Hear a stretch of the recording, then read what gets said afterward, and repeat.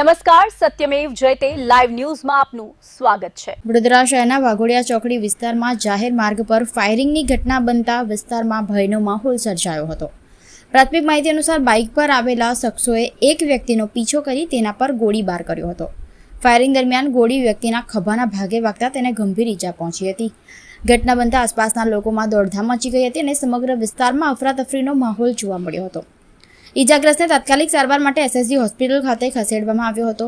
ત્યારબાદ વધુ સારવાર માટે તેને ખાનગી હોસ્પિટલમાં રિફર કરવામાં આવ્યો હોવાનું જાણવા મળ્યું છે।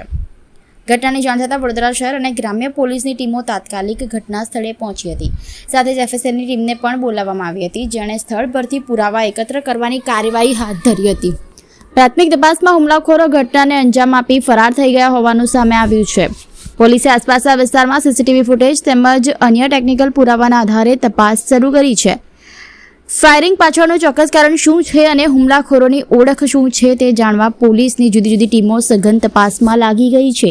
શહેરની વાઘોડિયા ચોકડી ઉપર એક વ્યક્તિ પોતાની 4 વ્હીલ કારમાં જતા હતા। એમને ઓવરટેક કરી બાઇક ઉપર 2 જણ આવી એમને ફાયરિંગ કરેલું છે। એમને જમણા ખભા ઉપર ગોળી વાગી છે। હાલ એસએસજીમાં સારવાર હેઠળ છે અને વડોદરા ગ્રામ્ય પોલીસ અધિક્ષક સાહેબના માર્ગદર્શન નીચે એલસીબી, એસઓજી, અમારું ડિવિઝન, ડીવાયએસપી ઓફિસ અને સમગ્ર જિલ્લા વડોદરા જિલ્લાની પોલીસની ટીમ, તમામ થાણા અધિકારીઓ આ તપાસમાં લાગેલા છે। સાથે સાથે શહેર પોલીસ પણ મદદમાં છે સાથે જ।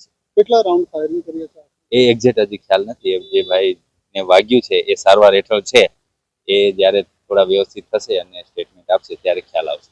હાલ તપાસ ચાલુ છે, સીસીટીવી કેમેરા જોવાની પ્રક્રિયા ચાલુ છે। શહેર અને ગ્રામ્ય પોલીસ બંને સાથે મળી અને આમાં લાગી ગયેલા છે તપાસમાં।